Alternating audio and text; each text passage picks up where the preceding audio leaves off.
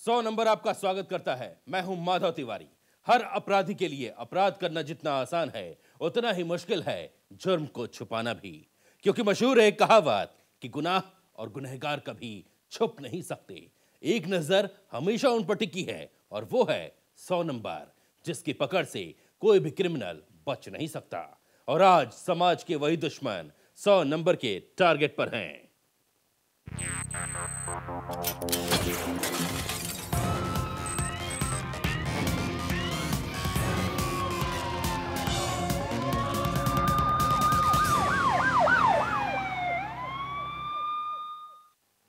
Hapur police एक blind murder case की गुत्थी सुलझाने में जुटी है।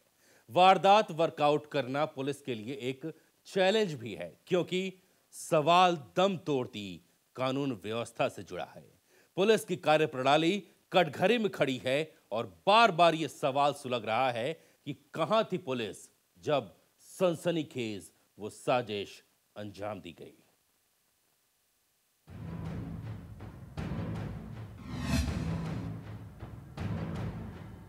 18 जुलाई के दिन हापुड़ के थाना धौलाना पुलिस को गंगनहर में तैरती एक लाश दिखाई पड़ी।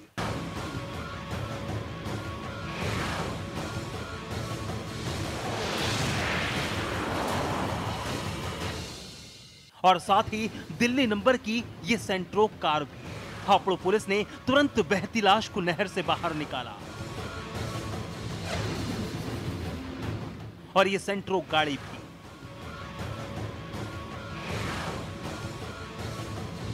बॉडी एक महिला की थी जिसकी उम्र तकरीबन 25 साल थी। पुलिस ने गाड़ी की तलाशी ली तो कुछ सुराग हाथ लगे और फिर गुमनाम शव की शिनाख्त में जुट गई।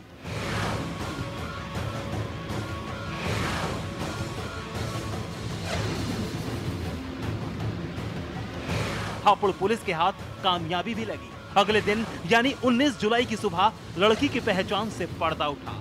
नाम था नैना।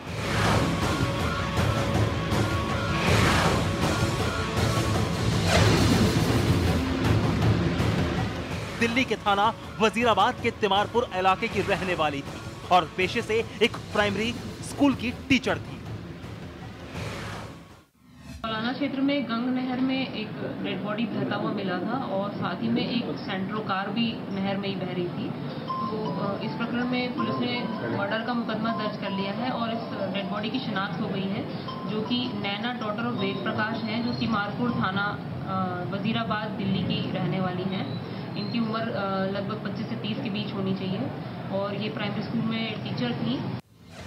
हापुड़ पुलिस के मुताबिक दिल्ली की रहने वाली टीचर नैना की हत्या हुई है।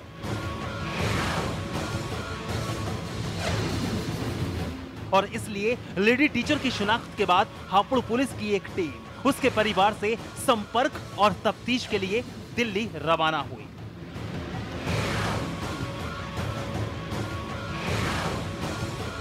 मगर उस वक्त हैरान रह गई जब आस पड़ोस के लोगों ने बताया कि पूरा परिवार ही पिछले 3-4 दिन से एक साथ ही लापता है।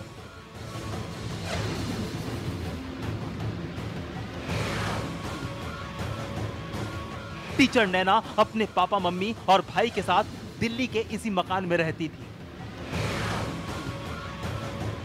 और नैना के पिता दिल्ली में ही एक कपड़े की दुकान चलाते हैं, लेकिन पिछले कई दिनों से घर पर ताला लटका है। इतनी जानकारी अब तक पुलिस को हासिल हुई है। अब इस मर्डर को वर्कआउट करने के लिए पुलिस का परिवार भी नहीं मिल रहा है। 4 दिन से लापता है। 4 दिन से इनका परिवार भी लापता बताया जा रहा है, ना ही उनसे फोन पे संपर्क हो पा रहा है। मैडम कहाँ के प्राइमरी स्कूल में टीचर थी, कुछ पता पड़ता है? इसका अभी मुझे आइडिया नहीं है। लेडी टीचर नैना की पूरी फैमिली भी मिसिंग है। मसलन ऐसे में सवाल उठता है, दिल्ली की लड़की हापुड़ कैसे पहुंची?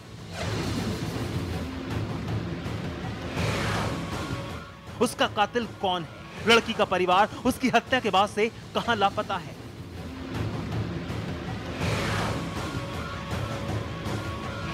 या फिर क्यों गुमशुदा है? नैना के परिवार का हुआ क्या है?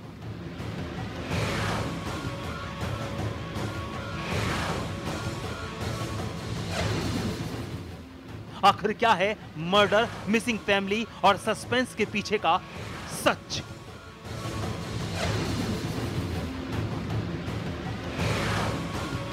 Satish Chaudhary, Hapur, National voice.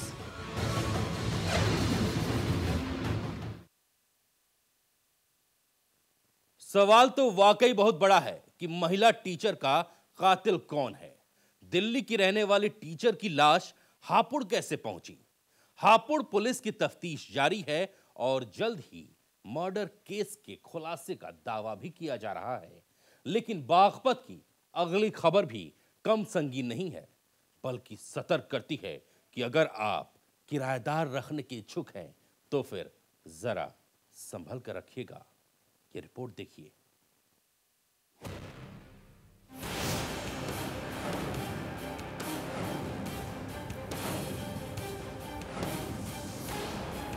तस्वीर बागपत की कोतवाली इलाके की न्यू कॉलोनी के बाशिंदे दिनेश चौहान की है। शादीशुदा दिनेश के छोटे छोटे बच्चे हैं, लेकिन आज उसकी बीवी बेवा हो गई। बच्चों के सिर से बाप का साया उठ गया। दिनेश अब अपने परिवार के लिए इस तस्वीर तक सिमट कर रह गया है और यही जरिया भी है दिनेश को याद कर देख लेने का। दिनेश की मौत कोई हादसा या फिर बीमारी नहीं बनी, बल्कि उसकी जिंदगी उस गुस्से का निवाला बन गई जो इंसान के सोचने समझने की ताकत छीन लेता है। और कुछ ऐसा ही हुआ दिनेश के किराएदारों के साथ भी। गुस्से में अपना आपा खोने वाले किराएदार अंकुर ने दो साथियों के साथ मिलकर मकान मालिक दिनेश की बड़ी बेरहमी से हत्या कर दी। लोहे की रॉड से पीट पीट कर मौत के घाट उतार दिया और वारदात को अंजाम देकर मौकाए वारदात से फरार हो गए। आइए सुनते हैं कि आखिर किस वजह से किराएदार अंकुर और उसके साथी कातिल बन गए और मकान मालिक दिनेश का मर्डर कर दिया। जी हम 12 बजे के करीब जी घर पे आए थे जन्मदिन में से, तो गेट बंद था जी। गेट को खोल के ऊपर नीचे वाले किराएदार को हाथ मारी जी, अंकुर गेट खोल दो, लेकिन उसने गेट नहीं खोला जी, वो बाहर। फिर मेरे पति ने जी लात पात मारी, गेट में गाली गलौच भी की जी उन्हें। तो कहने लगे क्या नाम है तेरा तो रोज़ का काम हो रहा, लेट सवेर आता है, हमारे बस के गेट खोलना नहीं है। और वो कहने लगे क्या कि आज तेरा काम ही तमाम कर देते हैं। तो वो था और उसके दो दोस्त थे, अंकुर था और उसके दो दोस्त थे, उनके हाथ में रोड। उन्होंने आके दरवाज़ा खोलते मेरे पति पे वार किया जी सिर पे जी। वो सिर पे लगते ही जी बेहोश हो गए जी। मैंने छुटाव भी किया जी, लेकिन मैं छुटा नहीं पाया जी, वो वहीं पे बेहोश हो गई जी। एकदम उठाने में लगी जी, वहाँ से भाग गई। दिनेश की बदहवास बीवी अंजू की जुबानी सुना आपने। 14 जुलाई की रात वक्त लगभग 12 बजे दिनेश, उसकी बीवी, बच्चे किसी रिश्तेदारी से लौटे। दरवाजा खटखटाया, लेकिन काफी देर तक किराएदार अंकुर ने दरवाजा नहीं खोला। मकान मालिक दिनेश और उसके बीवी बच्चे काफी देर तक अपने घर के मेन गेट पर खड़े रहे। दिनेश ने घर का दरवाजा कई मर्तबा खटखटाया, लेकिन किराएदार अंकुर ने दरवाजा नहीं खोला। और जब खोला तो गुस्से से लाल किराएदार अंकुर और उसके साथ ही मकान मालिक दिनेश पर टूट पड़े। वो ऐसा हुआ जी, अपनी साली के जन्मदिन में से, लड़की के जन्मदिन में से आया था। वो अपने फिर कमरे पे गया 11 साढ़े 11 बजे। वहाँ जो इनका वो जो गया, वहाँ उनका झगड़ा हुआ। झगड़ा होने के बाद जो उसके बच्चे जो उसको लेके चले गए ऊपर जो उन्होंने देखा जो वो कालू नहीं मिला। थोड़ी देर पीछे जब शौक उठी तो कालू नहीं मिला, तो उसको उन्होंने जो रुके मचाया देखा भाड़ा, तो उन्होंने जो नीचे गेट खोला तो नीचे लाश पाई उसको हम अस्पताल ले गए, तो अस्पताल में उसकी दूसरे दिन मौत हुई।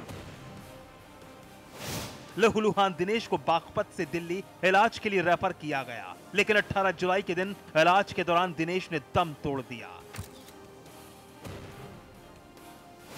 मैंने अपने घर फोन किया जी अपने जीजा को, उन्हें वे आए जी, तब उन्हें हॉस्पिटल लेके गए जी। तब उन्होंने हॉस्पिटल से दिल्ली के लिए ट्रांसफ़र कर दिया उनकी गंभीर हालत को देखकर। तो वहाँ पे उनका ऑपरेशन वगैरह हुआ जी, उसमें पोस्टमार्टम भी किया जी। पोस्टमार्टम की रिपोर्ट अभी नहीं आई जी। तो कल करीब 9:40 पर उनकी डेथ हो चुकी थी।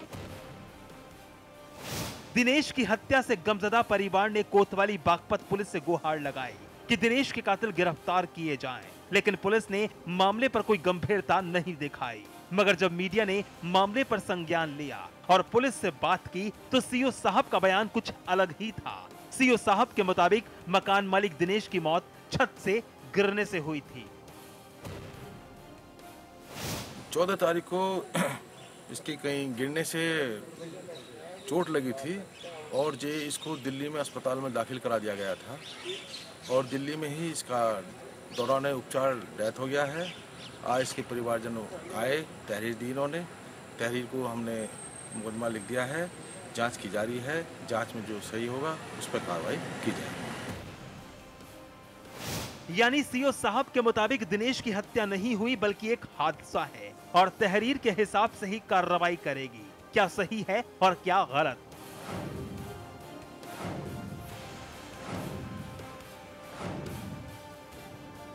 यानी 14 जुलाई से अब तक बागपत पुलिस चुप्पी मारकर बैठी थी और इस बात का इंतजार कर रही थी कि कब पीड़ित परिवार उनसे गुहार लगाएगा और तब वो कार्रवाई का दंभ भरेगी उन दरिंदों के खिलाफ जो गुस्से के गुलाम ऐसे बने कि हंसते खेलते परिवार की खुशियां छीनकर नाकाबिले माफी गुनाह अंजाम दे डाला।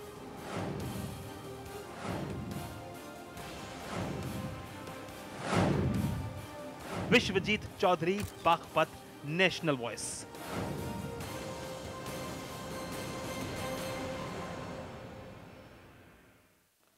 शहर शहर शैतान घूम रहे हैं, हवस के पैरों तले बहु बेटियों की इज्जत को रौंद रहे हैं। यूपी पुलिस दावा करती है कि सूबे के अंदर बहु बेटियां सुरक्षित हैं, लेकिन इस दावे की धज्जियां उड़ाते बलात्कारी बार बार यह साबित कर रहे हैं कि उत्तर प्रदेश पुलिस झूठी है और इंसानियत शर्मसार करने वाले बेखौफ हैं। अगर यकीन नहीं आता तो बुलंदशहर की बदहवास कर देने वाली ये वारदात देखिए आप।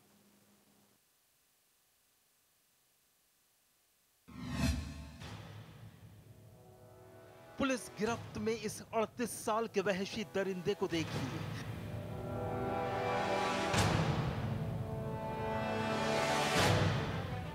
इसका संगीन गुनाह सुनकर आप भी दंग रह जाएंगे।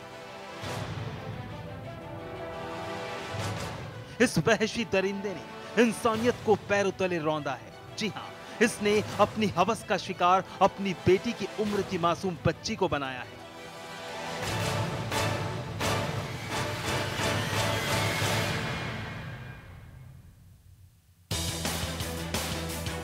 पहले आप उस पीड़ित बच्ची की मां का दर्द सुनिए, फिर हम आपको कड़ी दर कड़ी पूरी खबर से वाकिफ करवाएंगे। लड़की के साथ उनने बलात्कार किया हो। पता हमें इसलिए लगा जो कि वो हमारा साहब था ना, उसने शायद किसी को फोन किया था, इसी वजह से उनने हमें गाड़ी में बैठा के लेके आया। मैं सुबह 9 बजे से लापता था। ये हमारा गांव का नहीं है तो ये दूसर गांव का, लेकिन हम उसको जीजा मानते हैं। दरअसल दिन दहाड़े वारदात को अंजाम दिया बुलंदशहर की कोतवाली देहात क्षेत्र में रहने वाले विकास नाम के शख्स ने।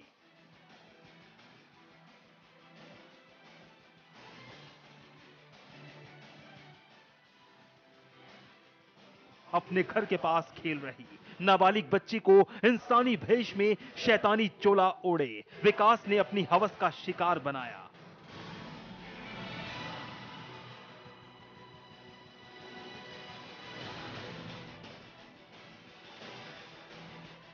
बच्ची को बहला फुसलाकर विकास अपने साथ ले गया।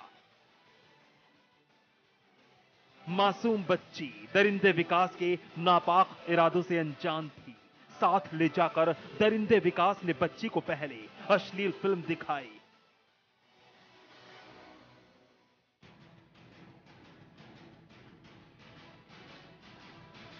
दर्द से तड़प रही बच्ची की आसपास के लोगों ने जब चीख सुनी और मौकाए वारदात की तरफ दौड़ लगाई।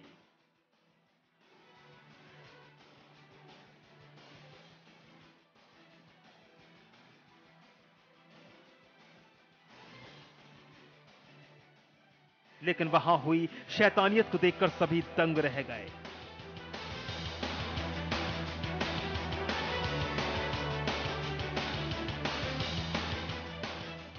लोगों ने बच्ची को वहशी दरिंदे के चंगुल से आजाद करवाया। दोनों मजदूर थे। दोनों मजदूर यहाँ कोतवाली देहात क्षेत्र में बिल्डिंग कंस्ट्रक्शन में लगे हुए थे। उसमें एक मजदूर के परिवार की लड़की के साथ दूसरे मजदूर ने जो है कुछ ब्लू फिल्में दिखाने और कपड़े उतारने आदि की बातों को उसमें उसके तहरीर में लिखा गया है। तहरीर के अनुसार समझ विधिक कार्रवाई पूरी कराई जा रही है। क्या सर आरोपी युवक को हिरासत में ले लिया गया? आरोपी युवक को हिरासत में लेकर के अन्य पूछताछ की जा रही है और अन्य समझ विधिक कार्रवाई पूरी कराई जाएगी। गरीब परिवार की मासूम बच्ची के साथ घिनौनी वारदात अंजाम दी गई।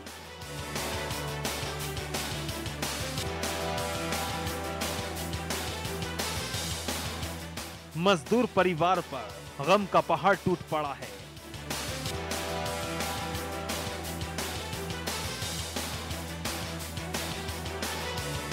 लेकिन जिले के आलाधिकारी ने कैमरे के सामने बलात्कार की बात को दरकिनार किया।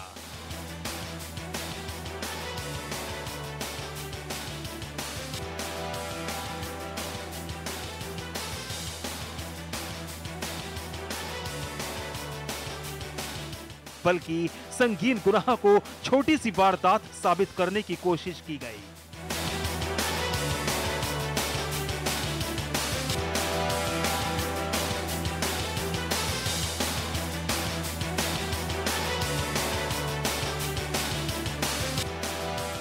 जिले में पुलिसिया मुस्तैदी पर सवालिया निशान लगना लाजमी है।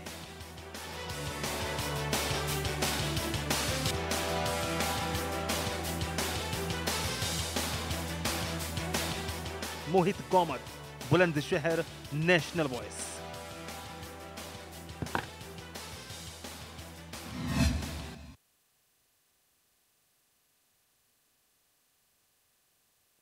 वक्त एक छोटे से ब्रेक का है। ब्रेक के बाद दिखाएंगे यूपी पुलिस जब पैसा मांगती है तो वो पीड़ित करता क्या है।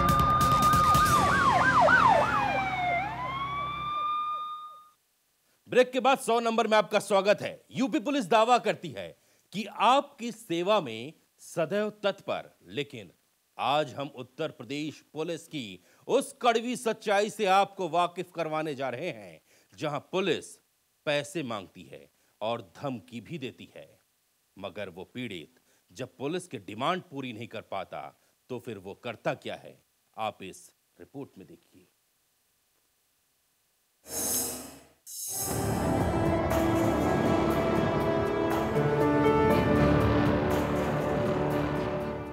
यमुना नदी में डुबकी लगा रहे ये लोग किसी मौज मस्ती के इरादे से यहां इकट्ठा नहीं हुए हैं, बल्कि वो उस शख्स की तलाश कर रहे हैं जिसे पुलिस का इतना खौफ था कि उसके सामने मौत का खौफ भी कम पड़ गया। पुलिस की रोज रोज की धमकियों से वो इतना परेशान हो गया कि उसे लगा अब मौत ही उसे सुकून दे सकेगी। ग्रेटर नोएडा के मोमनाथल गांव में पुलिस की प्रताड़ना से परेशान होकर ईश्वर उर्फ बबलू नाम के युवक ने यमुना नदी में छलांग लगाकर मौत को गले लगा लिया। ये मामला है ग्रेटर नोएडा के मोमनाथल गांव का। इसी गांव का रहने वाला था ईश्वर उर्फ बबलू। बबलू ने पुलिस की प्रताड़ना से परेशान होकर अपने सुसाइड नोट में इसी नदी में कूदने का जिक्र किया था और तभी से ईश्वर गायब है। हमारे पास संजय वर्मा के खिलाफ यही एक सुसाइड लेटर है और कुछ नहीं। क्या वजह थी, क्यों परेशान कर रहा था संजय वर्मा? संजय वर्मा ने कई बार इसको जेल भेजा, पैसे मांगता था। अगर हम पैसे मांगता था, अगर पैसे नहीं दोगे 1-1.5 के बीच में, 1 से 1.5 लाख के बीच में, तो हम इसे गैंगस्टर में भेजूंगा, नहीं तो पैसे दोगे तो 151 में भेज के अपने की यहीं से जमानत करा लो। दरअसल दबंग थानाध्यक्षों में गिने जाने वाले संजय वर्मा पर पीड़ित परिवार का आरोप है कि संजय ने कई बार फर्जी मामलों में ईश्वर को जेल भेजा था और जब ईश्वर जेल से छूटकर लौटा तो पुलिस उसे पैसों के लिए प्रताड़ित करने लगी। पैसा नहीं देने पर पुलिस उसे झूठे मामले में फंसाकर जेल भेजने की धमकी देने लगी।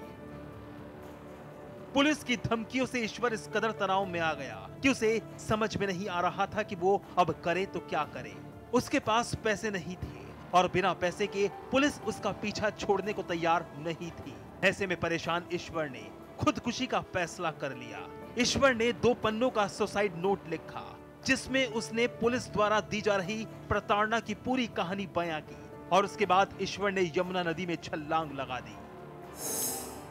हमारे लड़के बबलू उर्फ ईश्वर ने सुसाइड करने के लिए निकला है, जिसकी अभी तक हमें कोई पता नहीं लगा है, नहीं वो मिल रहा है। हम नदी किनारे यहाँ पे खड़े सभी लोग ढूंढ रहे हैं।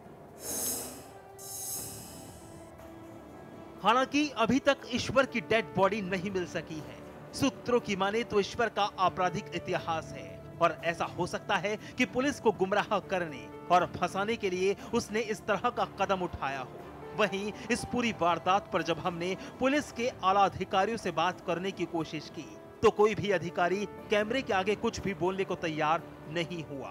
पुलिस पर लगे आरोप संगीन हैं और पुलिस की कार्यप्रणाली ऐसी है कि इस तथाकथित खुदकुशी में शक की सुई पुलिस की ओर जाकर ठहर जाए तो कोई बड़ी बात नहीं। बहरहाल पुलिस ईश्वर की कॉल डिटेल्स को खंगाल रही है। अब देखने वाली बात होगी कि पुलिस इस पूरी वारदात से कब तक पर्दा उठा पाती है।